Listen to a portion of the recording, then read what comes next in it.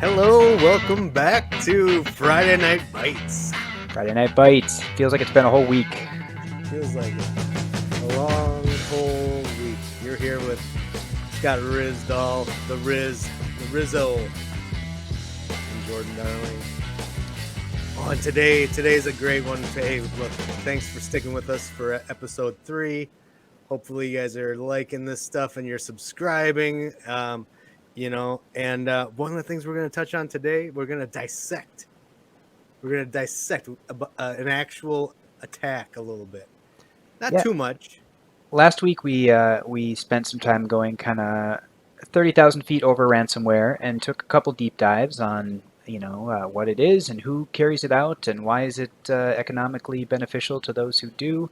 But this week we wanted to get a little closer to the ground and dig in, if you'll excuse the analogy, to a specific ransomware incident from just the last couple months, right?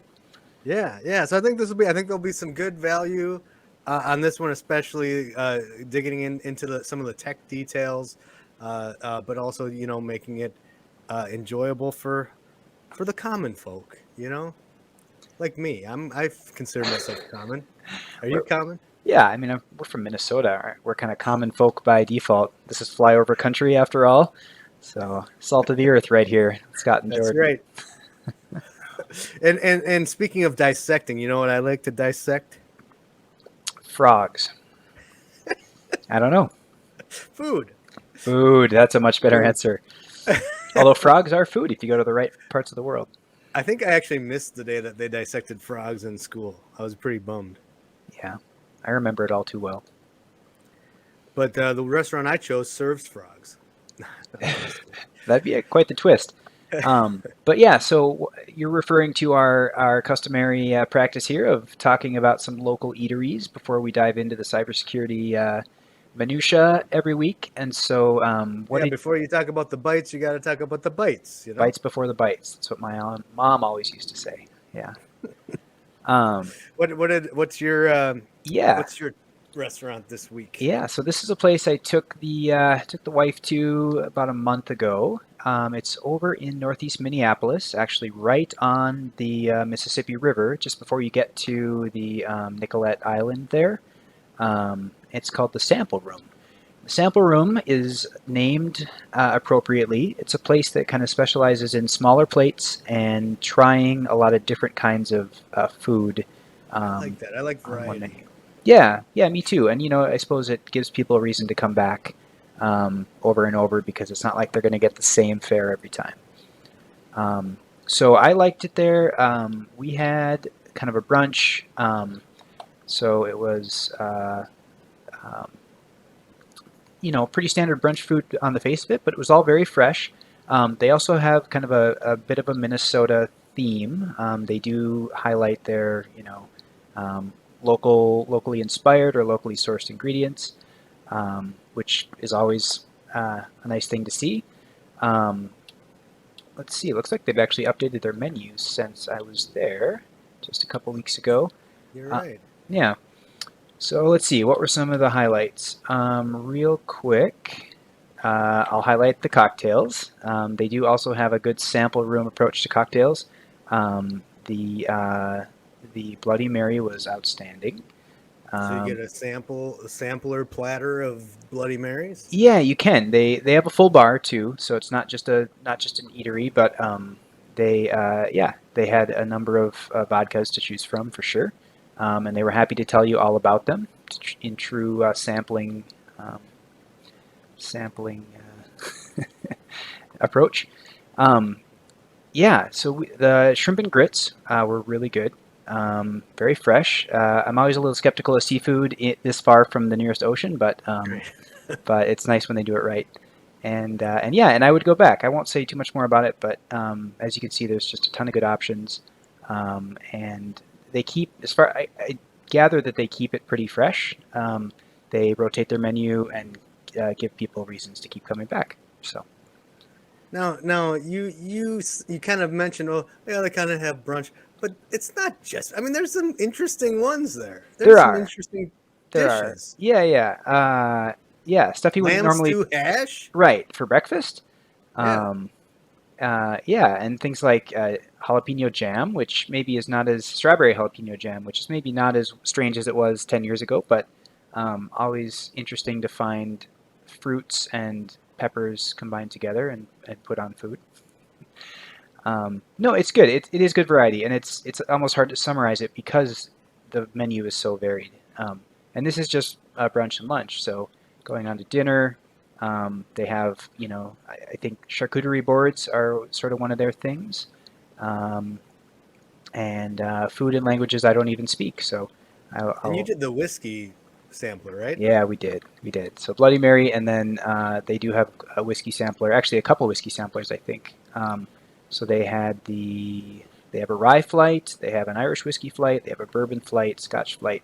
Um, so just really good, pre-selected, um, uh, drinks within each sort of class that are different enough from each other that it's worth setting them up side by side and kind of doing the compare and contrast. So Very cool. I liked it. What was yours? What was your pick for this week? Yeah, so my choice this week is a little place called Crumb in Eden Prairie. They you can think of them. It's a nice like quaint soup and sandwich deli joint, except it's like it feels like Subway or Jersey Mike's, but if they like leveled up, because it's gourmet. Like they're a gourmet deli.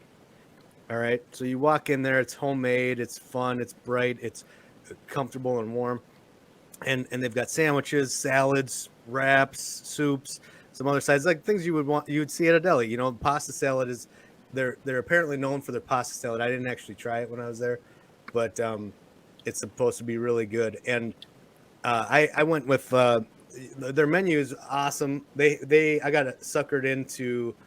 They had like a little special menu. Like every day they have kind of like this daily or weekly like special menu, and they had something called the barbecue picnic, and I got suckered into that because I love a good barbecue. But it was a wrap, and it was like a good, you know, pork barbecue wrap with slaw and red onions, and it just felt like I was eating a barbecue picnic, man. Like Yeah, it was delicious. that sounds delicious. I'm trying to find that sandwich on here, that wrap, and I They don't don't have see it it. on the menu. It was a daily. It Oh, was I like a see. daily special thing. Shoot, okay. That sounds really good. Were you alone or were you dining with somebody else? So I just went by myself. I was out Okay. there for work. I was visiting a client, and I was like, you know what? I've heard about this crumb place because someone I work with is a restaurant extraordinaire, Hmm. and so I try a lot of things because it was a suggestion from her, and this was one of them. Okay. And sure enough, I mean, I love sandwiches too. Like I actually wanted to start my own like sandwich buffet at Yeah, one point. that sounds that sounds like a lot of fun. I would eat there. Um, their website indicates they only have one location. Is that right? It's out in Eden Prairie. Yeah, I believe so. Okay. Okay. You know what? I drove by this past weekend. I was out there visiting a friend, helping him rebuild a computer, of all things, going back to high school days. And yeah, he lives on Mitchell Road. Funny. Yeah, yeah, you should have stopped in there, man. I It's good. should It's have. great. Yeah. It's really. I mean, it's home cooking, but it's fancy. It's a little level up, and it's a deli joint, and you're gonna get some good food there. All right. Well, it's a long drive from where I live in the metro, but it's Minnesota. It's never really that far. Um, so Exactly. Now, okay. So those are go check those out. I hope people check out our yeah, tips. I hope it helps someone that's just visiting Minnesota, saying, I'm starving. I wonder, what do I eat?" And they say, "Oh yes, I watched Friday Night Bites, and now I know I won't go hungry." literally dozens of people are going to have that experience. So what are we talking about? Okay, we're gonna dissect something here. All We got right. to pivot. We talked ransomware generally last week. Yep. Today we're gonna take a little deeper look into a highly publicized recent event. And by recent, we mean the last like 4 or 5 months. Yeah. This was like the reality TV show of ransomware incidents. It was so well publicized, including by the victim, that it was kind of riveting for the whole last month of last year. And through the holidays and everything, it was almost, a week didn't go by without a couple different headlines coming out with kind of little incremental updates, and we'll get into those, right? Yeah. Now, before we get into that, I wanted to address something because on our last show, we had a question come up. Now, it happened to be from my father, uh, Number who's our number one biggest, fan. Yep. he's our biggest fan right now. Um, but he just asked, I think when you talk ransomware, I mean, it gets people a little bit concerned. And he asked, would anyone care about the average guy? And how much money do they usually want? So those were the two things that came up in his mind. Um, why don't you start that answer? What average guy hmm Yeah. would ransomware groups care enough to target an average guy? It's a good question. Yeah. I'm always hesitant to say that people shouldn't worry about XYZ cyber threat, because I think it's good to keep them all in mind and of course prioritize, but know your threat vectors, know what could possibly happen and prepare. Um, but I would tend to say that ransomware is not something most home users probably have to worry too much about, at least not the kind of like high profile, organized crime type ransomware gangs that we've been talking about recently, because I think really it comes down to economics.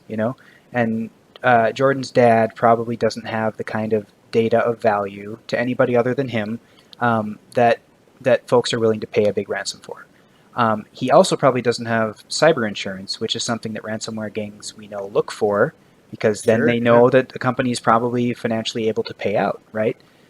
So for a lot of reasons, I think the little guy, the very little guy, the individual, probably isn't going to be a prime target for these. And that No, isn't. there might be some, like, part of me thinks like there's collateral damage that happens, I imagine. I mean, people sometimes, I mean, I don't know. You when we're talking about these big ransomware gangs, they're probably a little bit more targeted, Mhm. right? But there's also people probably sending out ransomware that's just kind of spraying it all over the place, and you might get hit.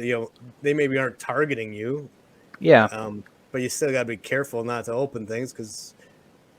for sure. But I would still say that maybe those things that they should worry about are not necessarily ransomware. I think there's other threats that individuals have to worry about more, like identity theft, credit card theft, installing something on their own PCs inadvertently that makes them part of a botnet, or Mhm. is used as sort of a proxy to middleman other types of attacks. Those are all real threats, and people should be concerned about those. But I would tell your dad, be vigilant. And as we like to say on the show, a lot of the preventions for a lot of the things we talk about are the same. There's Mhm. there's not a totally different cybersecurity strategy for preventing ransomware as there is for preventing website defacement or identity theft or whatever. The same common sense security hygiene applies to them all. So even though it probably isn't the biggest threat for him to worry about, the solutions are largely still the same. Yeah, and they're fundamentals. They're like you said. I think you just do some basic things right. You learn a few basic things, and that'll get you most of the way. Yeah. The other half of it is you asked how much does the ransom usually end up being? And we did pull up an article about that. I have it here. This one is from a little bit ago, not quite a year ago, actually, so pretty recent. And it was looking back at the years before, 2021 and before, to sort of show those average payment amounts. Oh, I'm sorry, I'm getting my graphs mixed up. This was just the one that gave the most recent average figures. And I know you can't see my screen at the moment, but I'll just read these out. So this is from the Palo Alto Network's blog, specifically their in-house incident response unit, which is called Unit 42. And so looking at the first 5 months of 2022, before this was published on June 7th, they saw the average ransomware payment, not demand, but payment, um, being right around $925,000. So Jeez, just shy of that's a million. And according to their previous analysis and research on these areas, that's 71% up from the year before. So year over year, 71%. Imagine wow. investing in a stock that rose 71% in a year. That's crazy. Yeah. So and so that was And of average. course they're asking for Bitcoin, so they'll give me whatever that is. 5 Bitcoin is $1 million, whatever that is. Yeah, not currently, but maybe at the time it was a little closer to that. But yeah, it certainly comes out to real dollars. I think that's maybe the takeaway here. Yeah. And so this is looking back at 2020, at half of 2022. So in another few months, when we're a year out from this prediction, I wonder if that'll be up over $1 million. You know? Yeah. Yeah. So there you go. And that's another kind of reason, we were talking about this earlier, that another kind of reason that they maybe aren't targeting the average guy for that. I mean, you're not going to pay them $1 million to get your family photos back. Right. Likely. But not even my embarrassing college photos, which I have some of. Mm-hmm. So their time is well spent not going after Scott's college photos, but right. going after these big fish. Right. Yep. I think that's a fair assumption. So Jordan's dad, sleep a little better, knowing that you have one fewer cybersecurity threat to worry about out of 1,000. But your identity is pwned and opening accounts in your name. Oh man, don't get me started on T-Mobile. All right, so I'm glad that we had that question, even if it was from within the family. I hope we get more, and we can follow up on previous episodes like this. This is a good continuity for us throughout the show. All right, so tell us the headline that started it all. I'm going to read this. So this was December 3rd, 2022. A day like any other. I got up, I drank too much coffee before 10 a.m. and it was a Saturday even, so I probably didn't go to work, but maybe checked in. The headline is Rackspace rocked by a security incident that has taken out hosted exchange services. So security incident?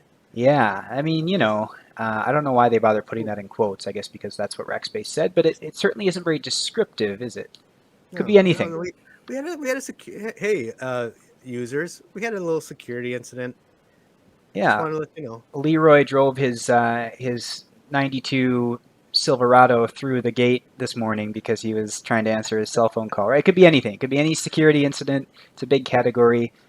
Very little was known. However, the Register article here does jump right into it and say that it was their hosted exchange business that was affected.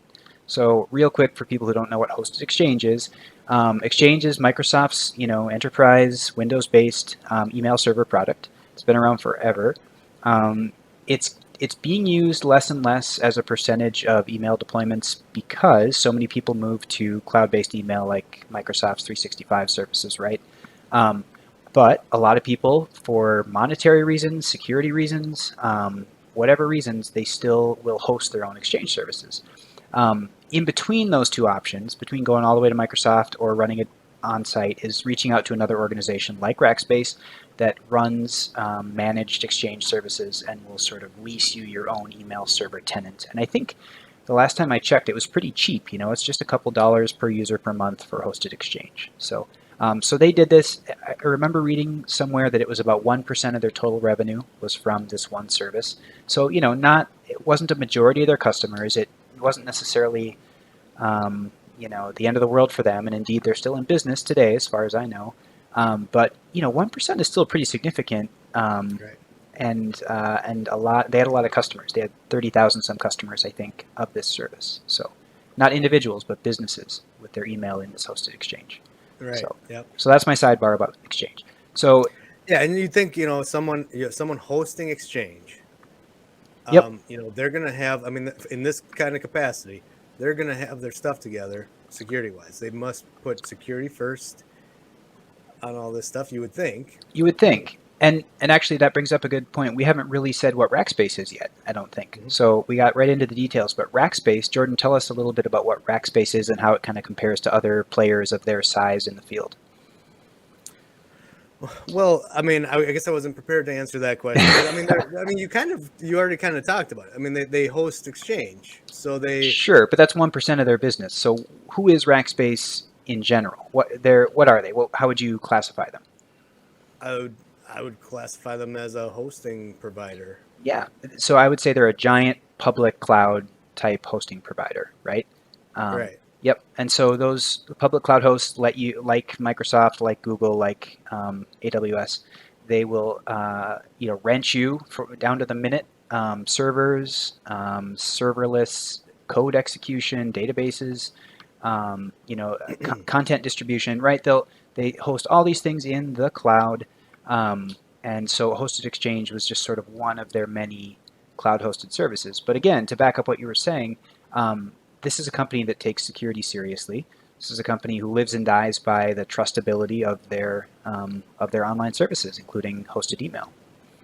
Right, and we'll get into a little bit about what mistakes maybe they made. And there's maybe a debate to go back and forth about what they did right, what they did wrong. These things kind of get analyzed, at least for a little while after an event.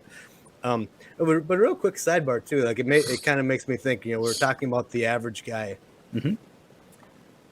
And while they maybe don't have to be concerned about their personal computer at home getting hit by ransomware, this might be an argument that they have stuff that's getting hosted other places. So that's a good point. So they're not getting ransomware, but their stuff is out there. Like most people have stuff stored in the cloud somewhere. Sure. And you're trusting these companies to keep it safe. So yeah, so imagine that this was Gmail, right, instead of Rackspace Hosted Exchange. If all of a sudden all of our Gmail email accounts got cryptoed, then the average guy all the average guys are affected. Everybody and their brother has 3 different Gmails these days. And it's a great free service, and we could debate why things like that are free, but at the end of the day, it's very convenient to trust that service provider, with your most intimate details. Yeah, and there's still a lot of people, talking average guy, that maybe use a Gmail account for like significant things, like business, like their business. I see it all the time these days, and I'm always surprised because even you can pay a little bit for G Suite, or what do they call it now, Google Workspace, right? You can pay $6 a month to have the full Google Suite in front of you, and you can add a custom domain to it. But yeah, like you say, a ton of people just love the free service and they use it for everything. All right, tangent over. Let's get back on track. All right, so we're thinking about the average guy here. Yep. We're gonna add a tagline to our this show. So back to the dawn of this incident, December. What did I say? 2nd. So they Rackspace posted an update saying that they were having quote unquote connectivity and login issues. And then shortly thereafter saying they had, quote, a significant failure in their hosted Exchange environment. So when I read things like this, direct quotes, I always have to try to get inside the mind of the person saying it. Right. Is that really what they knew at the time, or is that what their PR department was willing to put out at the time? We know that this ended up being a significant ransomware event. But here they are saying, it's a connectivity failure, which is a great euphemism. What do you think? Do you think that there's any like moral obligation to, when you kind of don't know what's going on, yeah, and you don't want to cause a widespread panic just yet because you don't know, maybe there is reason to kind of lighten the language a bit at first. I think everyone deserves the benefit of the doubt right away. And more, the choice is being taken away from people as to how they do this. There are, more and more mandatory disclosure laws for things like this, especially in certain industries. But yeah, I'm happy to let people say something happened, we're figuring it out, as long as they make a good faith effort soon to come back and share that information, Right. Because when you look back at the whole picture, and we'll talk about this probably a little bit, you will want to make sure that transparency is pretty clear. If you operate that way, if that matters to you and your customer base, and I think it's fair to say it doesn't for everybody, right? There was a ransomware incident here in Minnesota that we may get into eventually, maybe on this episode, maybe next time, but where there was not nearly as much transparency or just public broadcasting of what was going on.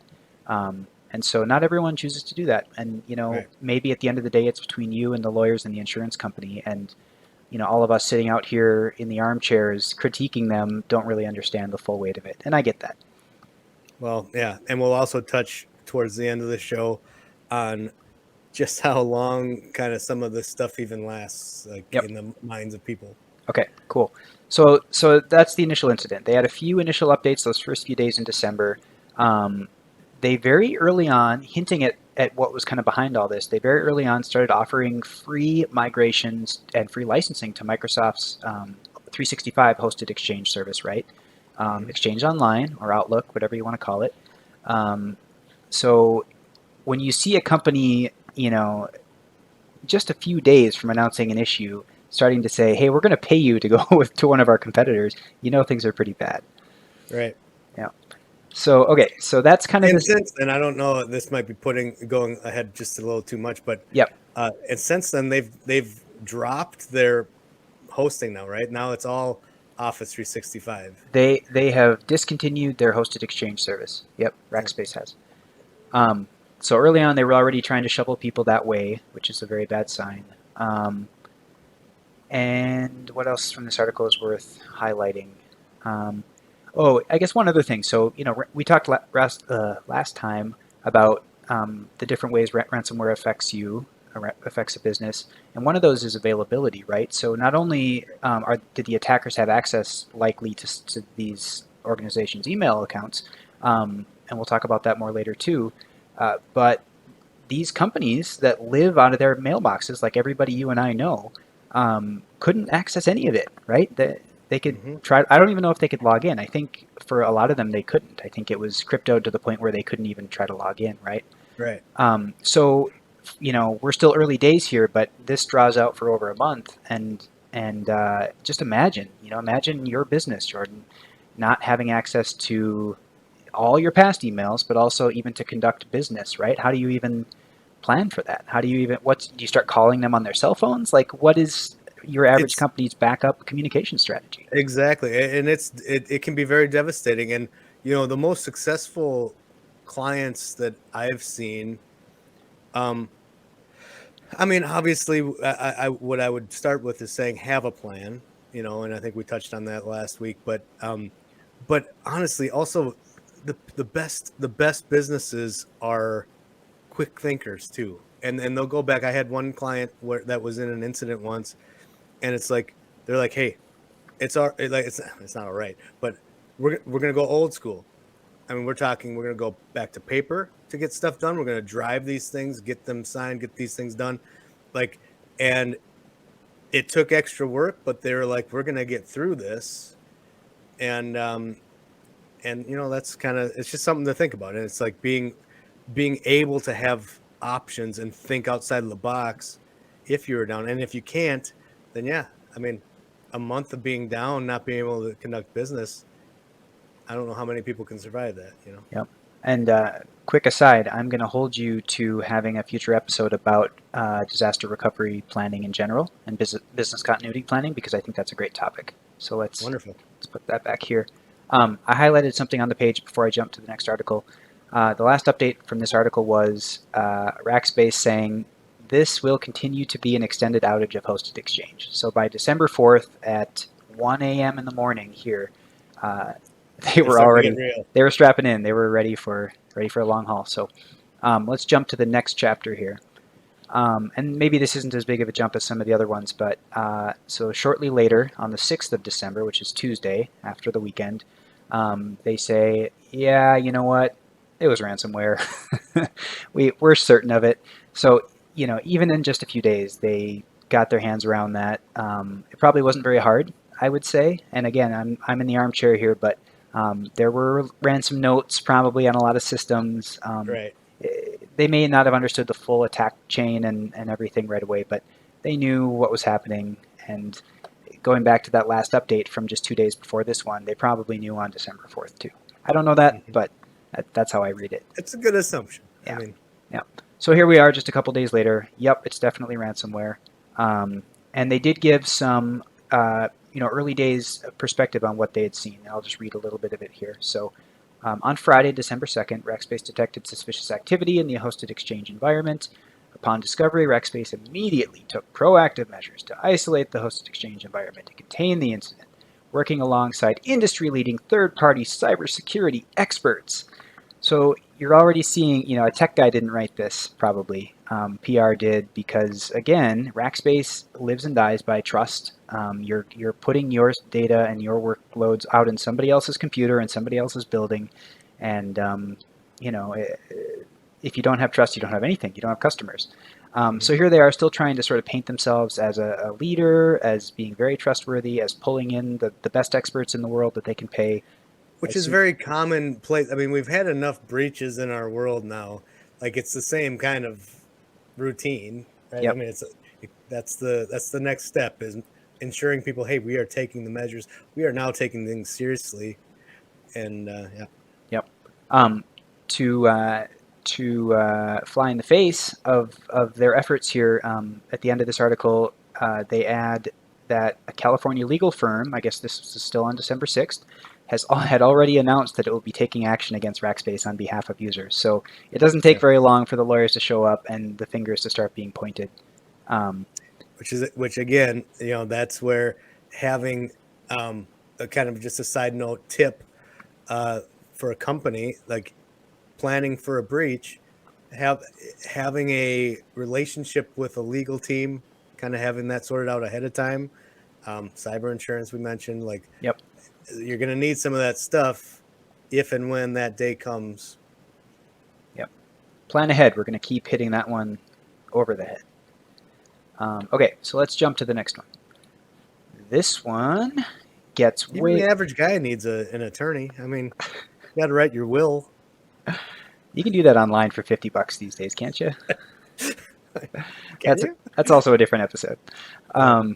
So next article here. This is the Security Week one. The headline is Play Ransomware Group Used New Exploitation Method in Rackspace Attack. So we've gone from tacitly admitting that it was ransomware, right, to, and I'll mention the date stamp here. So this is almost a full month after the last article we looked at. This is January 5th of this year, 2023.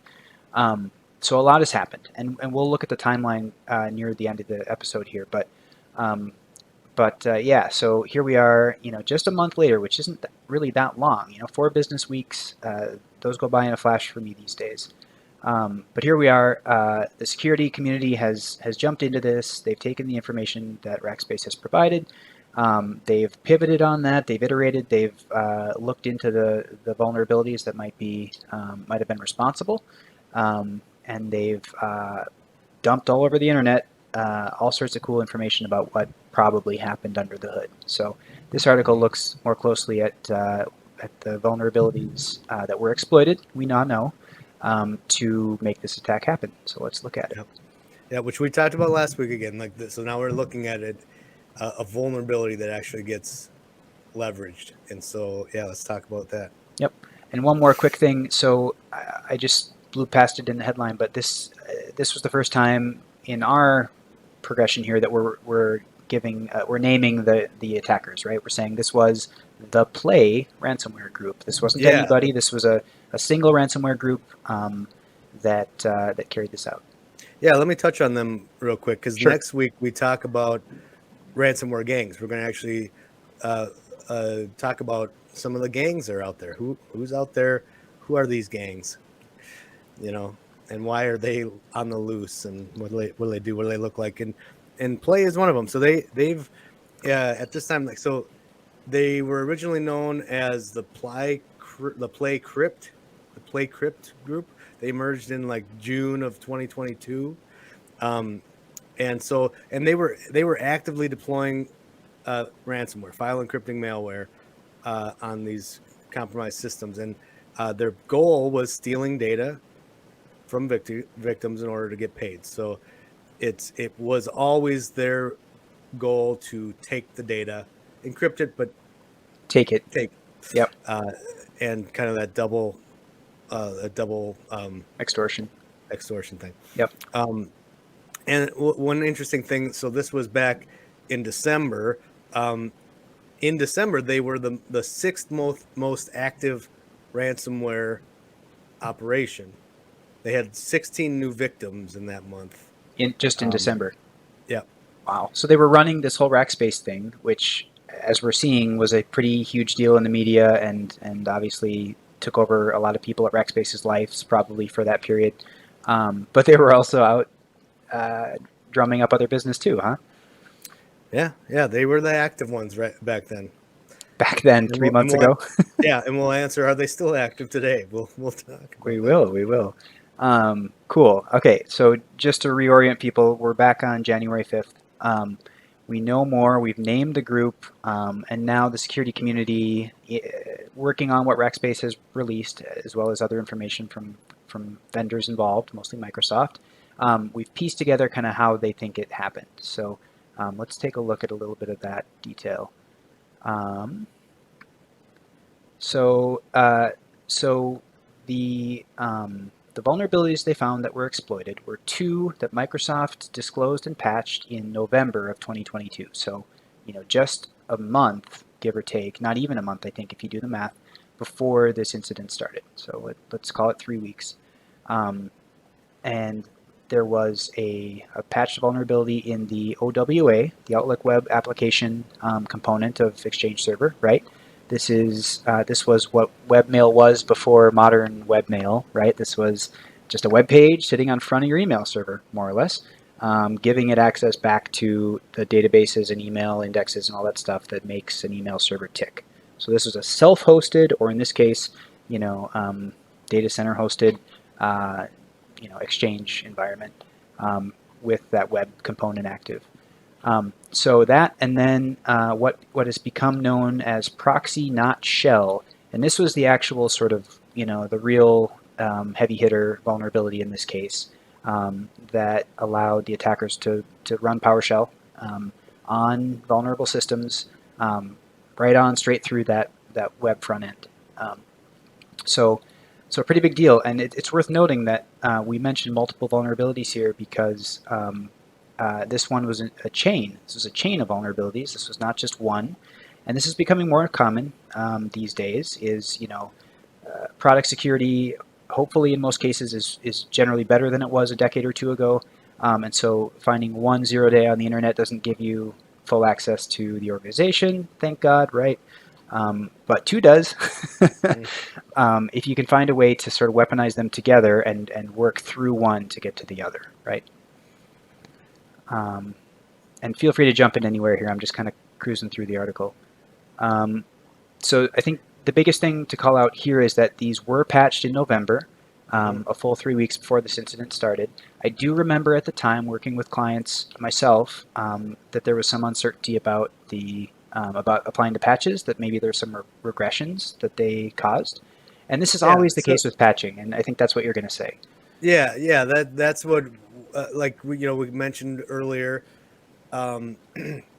Rackspace having business like this and the nature of their business, you would think that they are security minded, right? For sure. And people can criticize maybe how they did this, but there are reasons to not patch stuff. Like there's a trade-off, there's a give and take that you have to make decisions on when and why you'll apply the patches, because patches, they come out and they can break things too. Sometimes they break things and it's worse than, it's worse than maybe what the risks seem to be. And so you kind of play that. Sure. You have to play that decision making. Right. The hypothetical against the very real impact of, having servers down or whatever the sort of side effects are, right? Of a bad patch. We've talked about an example of that was the print nightmare. Yep. So in that case, we fixed the print spooler vulnerability, but now people can't add their own printers. Right. And so here's a million help desk calls. Thank you very much for putting security first, right? So you gotta have to, and so, and I don't know that we have any data to back up that Rackspace intentionally kind of held back this patch, knowing, because they were concerned about some things, but if someone's wondering, well, why wasn't it patched the day that it was out? Well, right. Some people have to make some decisions on that. It's not always that easy. Yep. I want to correct myself real quick on the timeline here. So the vulnerabilities were disclosed in September of last year. Yeah. not the full technical details, not a patch that could be reverse engineered, not anything, very helpful, but saying that there were these vulnerabilities in Exchange Server, and that exploitation was, in their words, more likely. Exploitation more likely. That was Microsoft's language around that at the time. And so because there was this gap between when they were disclosed or mentioned first by the vendor and when the patches were available, Microsoft did also try to put some mitigations out. And that's a pretty common thing we see with vulnerabilities is, it's not feasible for most companies on day one or day two to release a patch all the time, but they can maybe make recommendations about configuration changes, or features to turn off or whatever it may be that can make exploitation less likely. And Microsoft did that in this case. They released some URL rewrites, sort of regular expression rules that they thought would catch exploitation attempts on the first of those two vulnerabilities in the chain before the hackers could sort of reach back into the back end of the system where they ultimately were able to carry out the attack. Rackspace called Microsoft out for that, saying these mitigations didn't work, buddy, and also saying that Microsoft hadn't specifically mentioned remote code execution, which is that those horrible 3 words that we're going to hear over and over in our lives, in our careers, meaning some hacker was able to run code on your systems. Yep, that's a no-no. So Rackspace is kind of saying, yeah, maybe we screwed up, but we tried to do the best thing that Microsoft told us to do, and it didn't work. And so, sort of implicitly, we're not willing to take on all the blame here. And maybe the lawyers will have to argue that out too. So it was exploitation of relatively new, very newly patched vulnerabilities. So that's where we're at now. The next slide is the main event here. And this is a technical write-up from CrowdStrike so actually we went back a little bit in time to get to the details. This is December 20th, so 3 weeks after the initial event, or two weeks after the initial event, basically. Was CrowdStrike the company that was doing the mitigation for them, like the remediation stuff? That, I guess I would have to look up. It does say here that they recently investigated several Play ransomware intrusions where the common entry vector was this Exchange vulnerability. It doesn't say specifically, I don't think, that they were the ones called in to help with the actual IR. They seem to be aware of Play's playbook. Yes, they do. They know it well, so they're a good entity to speak about this threat actor. They also go on to say in this blog post that CrowdStrike themselves discovered a new initial exploitation path to get to the same proxy nutshell backend vulnerability. And we'll talk a little bit more about that. Let's repeat the name. So proxy not shell was the cool, catchy catchphrase for this vulnerability. You'll remember Such a cool phrase. You'll remember double pulsar and eternal blue, and this kind of trend in the security industry of applying a sexy, code word or name or whatever, almost like a trademark. And it's fun. It makes this more fun maybe for people who are having a really bad time. I don't know. It's a blast. Yeah. But proxy not shell. So this is kind of the vulnerability at the heart of this whole situation. So let's step through this a little bit.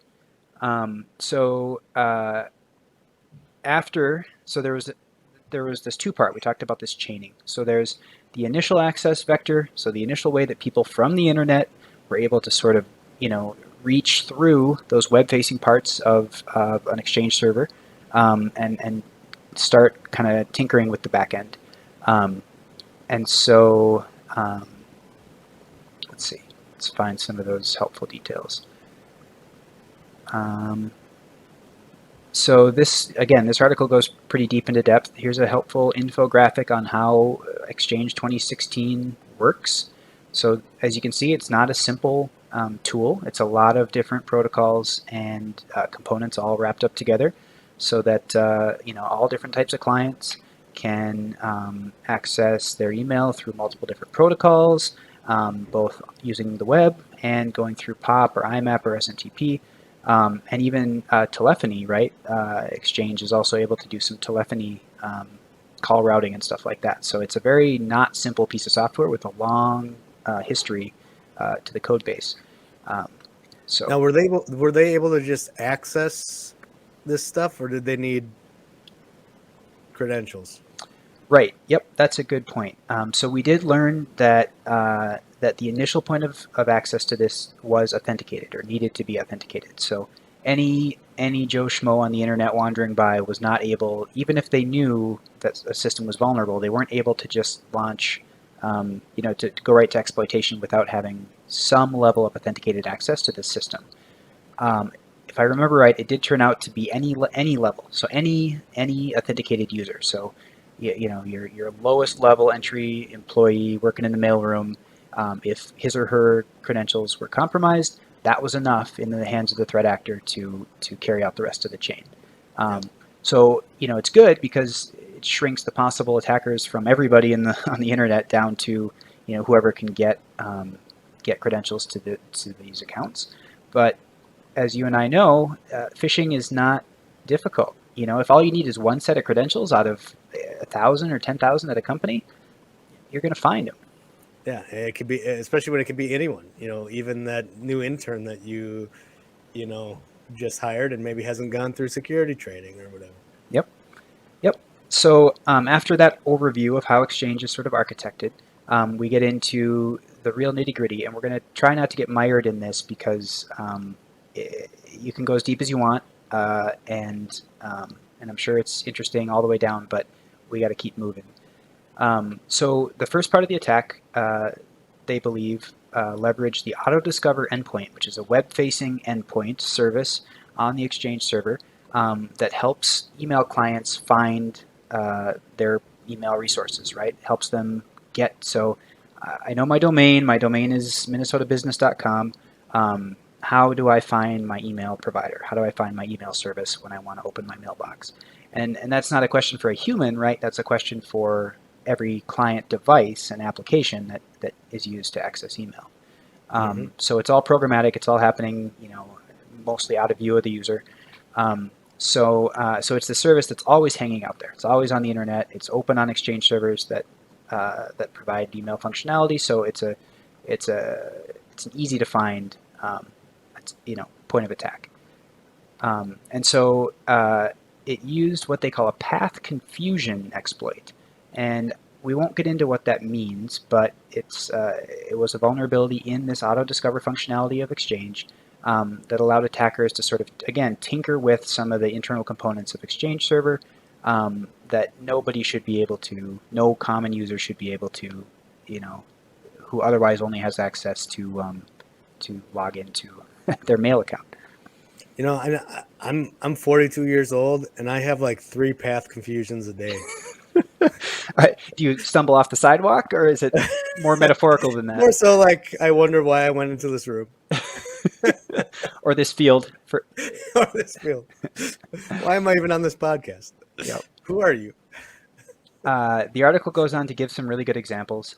They do classify this type of vulnerability as server-side request forgery. So maybe that's a little bit more, I don't know if that's more helpful than path confusion, Jordan, but it's something I've heard of before. It's something I can tie to other vulnerabilities. Server-side forgery? Server-side request forgery, yep. And they call out that as CVE 2022-41040. And so forging a request to the server. Yeah, that's pretty much it. They give a couple. Speak for the average guy here. Thank you for pulling us back to earth.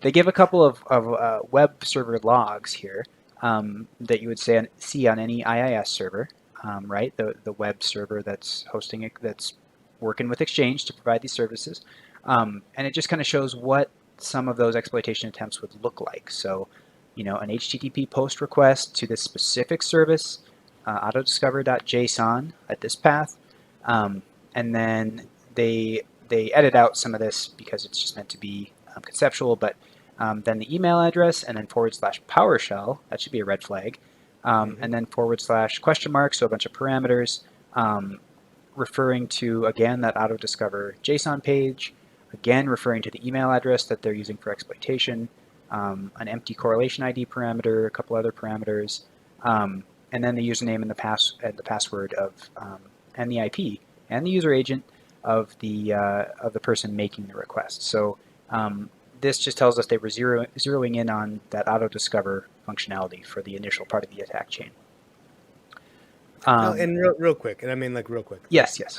You say like PowerShell, that should be a red flag. Yes, it should. Now for the average guy, what exactly? How would you explain PowerShell to the average guy? Sure. PowerShell is Microsoft's new command line interpreter. So it's a way to interact with the computer that anybody who's maybe older than 42 or 38 can use to run commands and get output back. So anybody who remembers the old days of DOS, right, or Windows 3.1, where you started up your computer and you didn't see Windows, you didn't see graphics right away, you saw a black screen with a flashing cursor, and it was just waiting for you to tell it what to do. I'm a computer, here I am, tell me what to do, right? And so PowerShell is the it's more than a decade old now, but the current version is the 2023 version of that, which has a ton more features.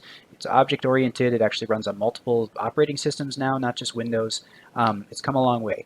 But at the end of the day, it's just a way for a human to tell a computer what to do. And one thing that makes it so dangerous is that you can pack a lot of commands into just one simple execution. You can. So going back to the late 80s, early 90s or whatever, you would clickety-clack your command. Even reading email was done that way. Clickety-clack, enter. You put the command in, the output comes out, and it's this back and forth between the human and the computer. That didn't last long, right? Scripting is the practice of using languages like PowerShell to chain all these commands together, so you can automate things and you can get tasks done that can take input and give back output, or save output to be later fed as input back to other stages of the program. And so you turn, it's not just ask and ye shall receive, it's here's 100 things to do and it only takes me 3 seconds to run through them. And that's a teaser for another episode. Okay, good call. So the takeaway here is using this SSRF vulnerability to access PowerShell on what is ultimately a Windows server connected to the internet, right? With the goal of, I'm going to highlight it here, executing arbitrary commands, remote code execution. So hacker in, I'm going to pick a different Eastern European country because I don't want to single any of them out, Romania. So a hacker in Romania, finding this, getting a hold of any set of valid credentials for this service, and all of a sudden being able to run those codes, run those commands on Rackspace's Exchange servers. So, yep. So that's the danger, and that's what happened. Yep. There was also another parallel finding. I think this is the one that CrowdStrike themselves claims to have found, and it used OWA. So we talked about the auto-discover endpoint. So that's something that exists separate from OWA. OWA is that web-based email portal that you can use that's tacked on to Exchange. Auto-discover is a separate but related, component of Exchange. So so here we're finding not one but two, paths through the web-facing components of Exchange Server that ultimately had the same outcome, which is allowing the attacker to run remote code via PowerShell on the servers. Mm-hmm. So again, not trying to get mired down here. Multiple ways to kill a cat, though. That's the. Yeah. Another thing that happened, so we had this almost month between our articles here. There was proof of concept code leaked, which is usually another major milestone in a 0-day progression, right? It goes from announced to maybe patched or explained, and so then threat actors and security researchers, the white hats and the black hats, attempt to validate this, right? So we heard this is bad, we heard it affects this product. Let's figure out for our own reasons, whatever those are, some code that can make this thing trigger, right? So here's a really hard to read, zoomed out code sample, and it's just a class in a programming language, right? That's all queued up to launch these attacks. So like we were saying about scripting, this isn't some human manually doing this. Maybe it is the first time, but once they figure it out, they can write these weaponized scripts to just go ahead and automate the entire attack process. So we started to see POC code get leaked, proof of concept code. This one's called POC.py, so it's a Python program. It's not illegal in most cases to have these exploits, to have this code. So you'll see this go up on GitHub, right, or your favorite source code repository. Code is free speech generally in a lot of jurisdictions, and so this stuff got posted out on the internet. And again, people with different motivations could use it to do what they wanted. So POC code posting is generally when a 0-day goes from exploited by very competent threat actors to anybody who can get to GitHub could potentially launch these things. So well, and the key is too that we'll go back to what we said earlier. Fundamentals can help protect you. So it's Yep. public knowledge, yes, but if you are diligent in doing the fundamentals, then it's not as dangerous to you. Yep. So I'll just get to the end of the article here real quick. So this graphic just shows the two different identified exploit methods that ultimately get to the same back-end code execution capabilities here. They call this new one OWASSRF. OWASSRF. OSF? Yeah. OSF? OWASSRF? So this one doesn't have a cool, catchy name. They were tired of this at this point. They already had proxy nutshells, so they just tagged something on this one. They have a section here about those mitigation bypasses. So Microsoft had said, hey, just look for these patterns in your URL requests and you'll be safe, probably. And it turns out they weren't safe. And then at the end of the article, as in any good security article, they have some recommendations, some takeaways. And real quick, those are basically the URL rewrite mitigations didn't work. Apply the patch as soon as you can. Follow Microsoft's recommendations for disabling remote PowerShell for non-administrative users. And then we get back to that hygiene and those fundamentals of like monitor your endpoints with EDR tools. Have a human look at those things for suspicious activity. In this case specifically, look at your IIS logs for evidence of exploitation. Right? Are there a lot of requests for the auto discover or strange parameter strings on the end of OWA paths? Those maybe deserve a closer look. And when I listen to security podcasts and people say things like that, I always shake my head and get a little bit sort of punchy about it because, of course we should be doing those things. But it sounds so easy when they say it. Yeah. And these things take time and money and attention, and they, monitoring is time not spent doing other work. So again, I get it. I'm not sitting here in my armchair saying Rackspace is stupid and anybody could have prevented this. But security is hard, right? Yep. All right. Well, great. And so that's it, right? So we've covered it at least in somewhat of a detailed summary. We got one more. So that's the summary of the attack chain. We still have a couple other articles to get through. You still with me? Need a bathroom break? I mean, but that's the attack, or do we have more on the attack? That was the actual exploitation of these new vulnerabilities. There's some more details in the previous articles about what they did then. The attackers then leveraged some common sort of remote PC management tools. Right. Do you remember the names? I'd have to look back. I don't remember now. See if I can find them in 10 seconds or less. I think they were either free or open source or both tools that are normally used to manage PCs remotely. I can't remember the names. We should have had this queued up. Yeah, too far back here. But suffice it to say, once they were in and able to run code on these Exchange servers from an administrative point of view or a vantage point, they were able to move laterally within the environment. And at that point, the initial infection is not even all that important, right? Unless they somehow lose access, which they're very good at not doing, they can use other tools now to continue to spread, to find what they're looking for, to run the encryption, and so forth. Yeah, I'm sorry, I can't find it here, and I wish I could. I'm not finding it either. Okay. But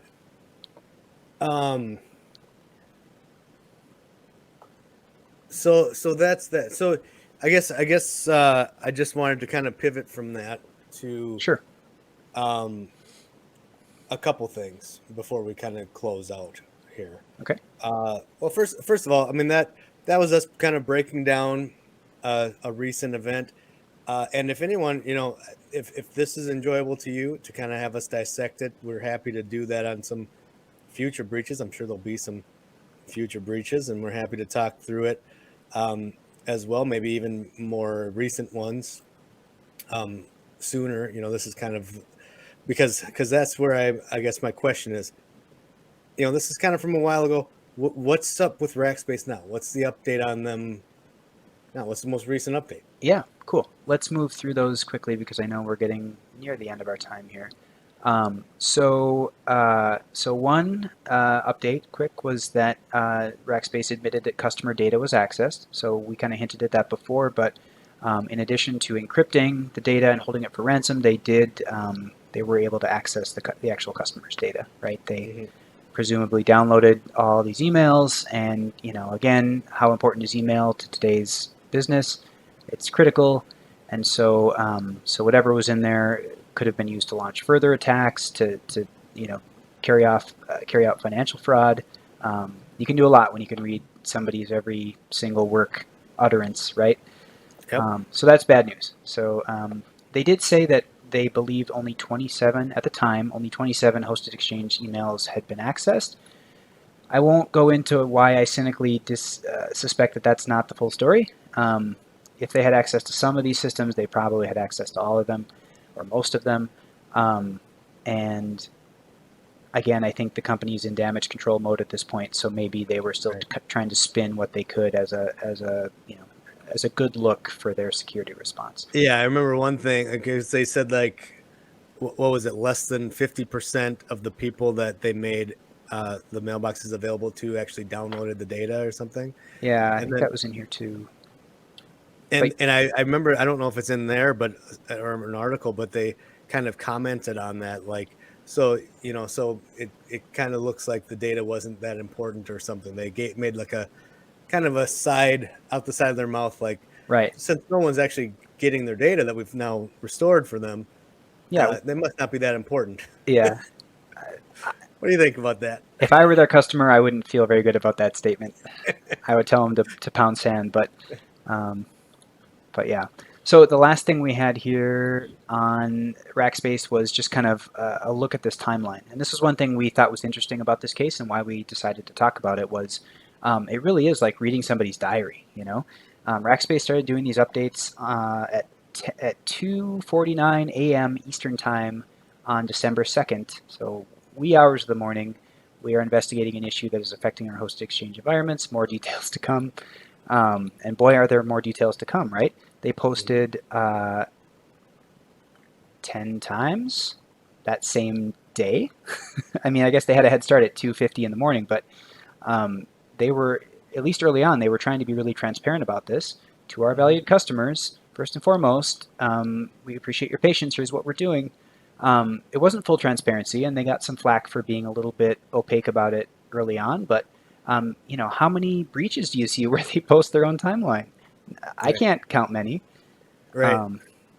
Right. And it makes me feel like, at least if I'm going to give them the benefit of the doubt, like they were trying to be cautious about what they shared, but at the same time trying to do what they could. Yep. So I'm just scrolling upwards, reverse chronological here through their status updates. And there were a ton on the second, a ton on the third, a ton on the fourth, and they got really long too. That they went from like little quick, we're looking at this, to like long, almost full pages each about what they're trying to do and how customers should respond, and that hey, we're going to give you free Microsoft 365 licensing, so this isn't so bad, right?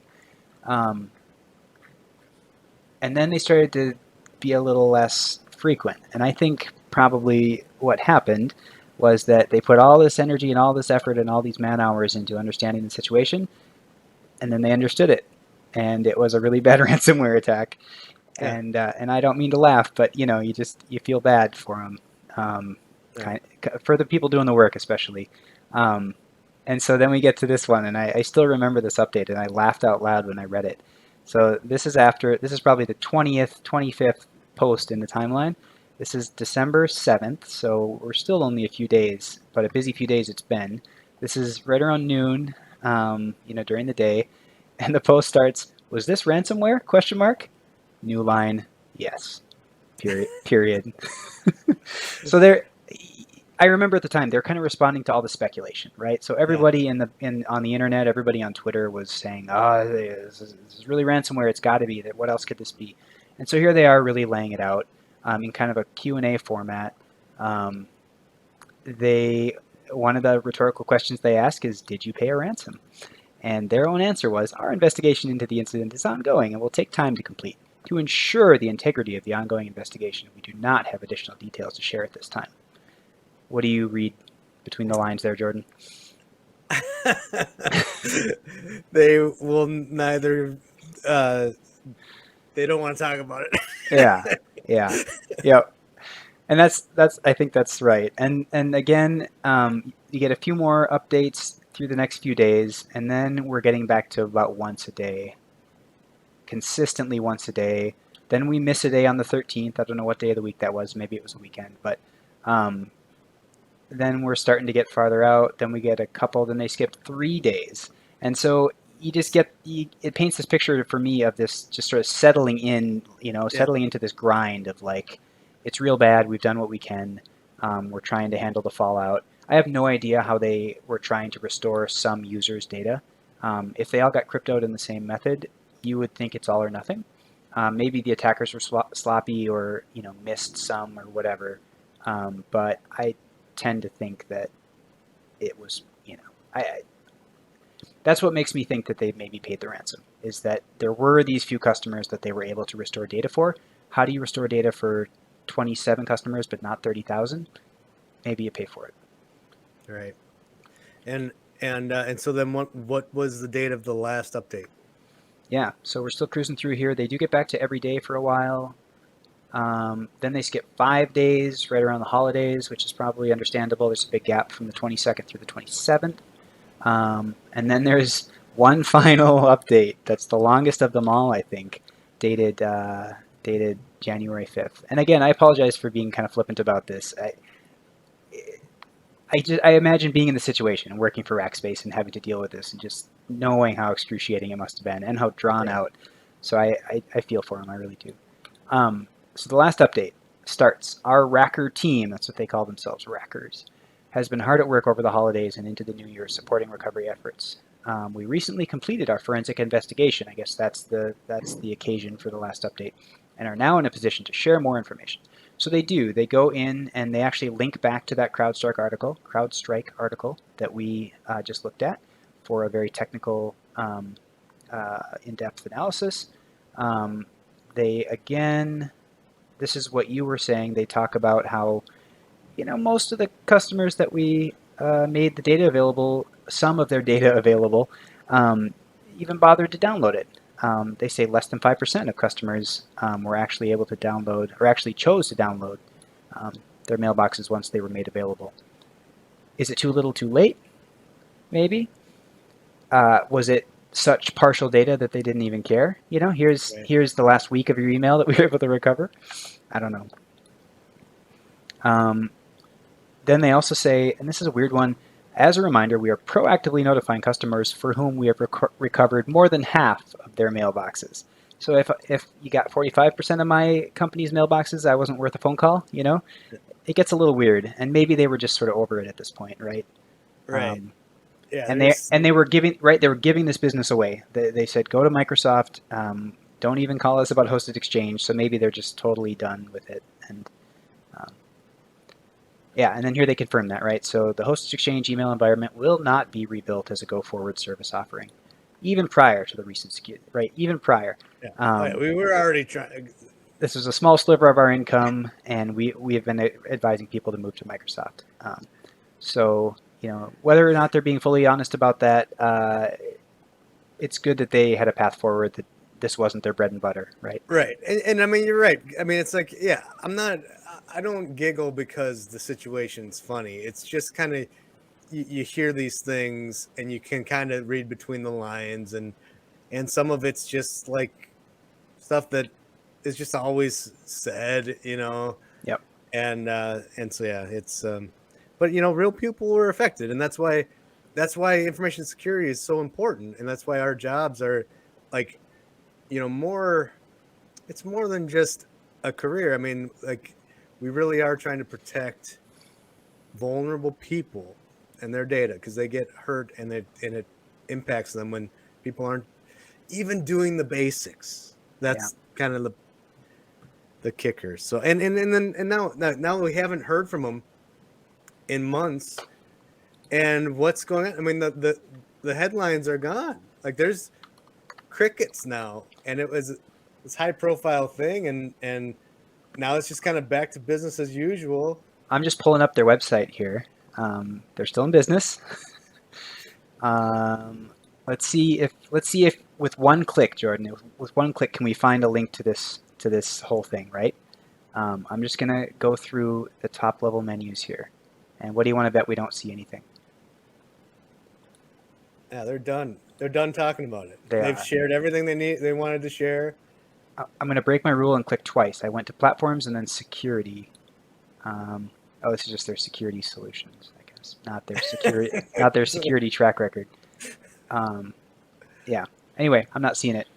I'll scroll down to the bottom of their page, but they're banking on everyone's forgot about it at this point, right? And that, in some ways, that's probably true. Except we're still talking about it, and I'm happy here to on be this talking. show. We won't let you forget. Yeah, and I think it's worth saying why that might be, right? Like, there are so many of these things happening now. It's so common. It's so common that there's a type of insurance for it. You can buy insurance for tornadoes, and you can also buy insurance for cyber attacks. And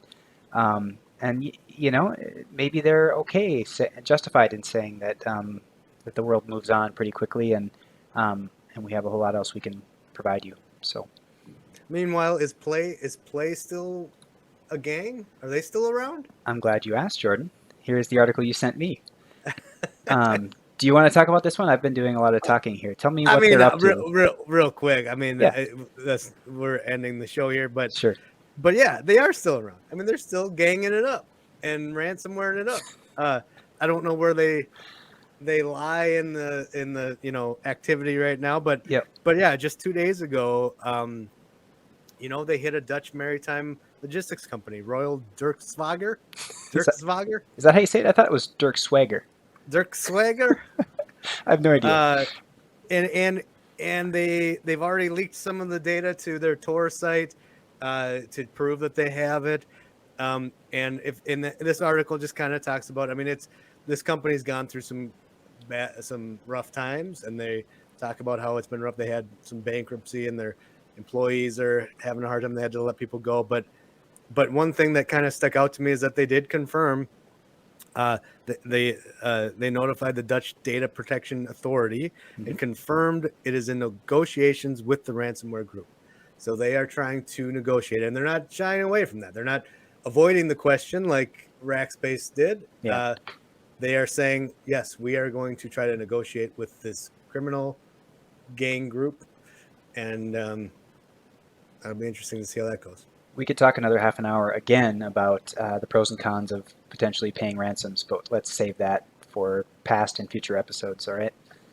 Yeah, this was a jam-packed one. This was a sandwich with many layers of goodness. It was a wrap, I think, actually, because we kind of came all the way back to these fundamentals. Do you want to really quickly summarize for the people again, just some common sense ways to not be among the victimized when it comes to ransomware? Sure. I mean, vulnerabilities. We talked on the last show. Patching your stuff. So updates come out for a reason. No, just make sure that your stuff is getting patched. And if nothing else, like we said, there you might, if you're a company, especially, there might be reasons to hold the patch, but just do that risk analysis and really think about it, because some of this stuff is really bad. Like we mentioned, password stuff. Training your individuals. I think a point that we made today is just that, like, it could have been any level of person that got phished that started the whole, Yep. entrance points that led to all of this. And so training, even just and so for the average person, like, that means you train yourself too. There's a lot of free resources to just learn some of the basics. Password hygiene. Make sure you're using a strong password with multi-factor authentication. What else do you want to add to my? I'll just add backups. Take backups. Take lots of backups. Use incremental backups if you have to save space. You don't need a million copies of the same data. Just have a healthy backup chain. If you can, use immutable backups. I don't know if we've said that buzzword yet, but immutable backups are backups that once they're made and stored somewhere, they can't be modified or deleted, even by an administrator in most cases. And that's just a way sort of to prevent an attacker from destroying those backups in addition to destroying the main copies of the data, right? So have backups, have good backups, have immutable backups, and test your backups. Make sure that the first time you look at them isn't after a ransomware incident. And I'll end with just kind of that, again, touching on the average Joe. So again, this might not be but this, what Play went against, or what Play exfiltrated from this Dutch company, personal confidential information, employee IDs, passports, contracts. So, I don't know. That's just sensitive stuff, man. It is. And they got it. And it affects the company, but it also affects those individuals as individuals. Yep. The average Joes, man, and Jills. Like I said, it's a wrap. We're all the way back to the beginning. All right. This was a long one. Thanks, Jordan, for hanging in there and talking it through. Really interesting conversation. A lot of fun.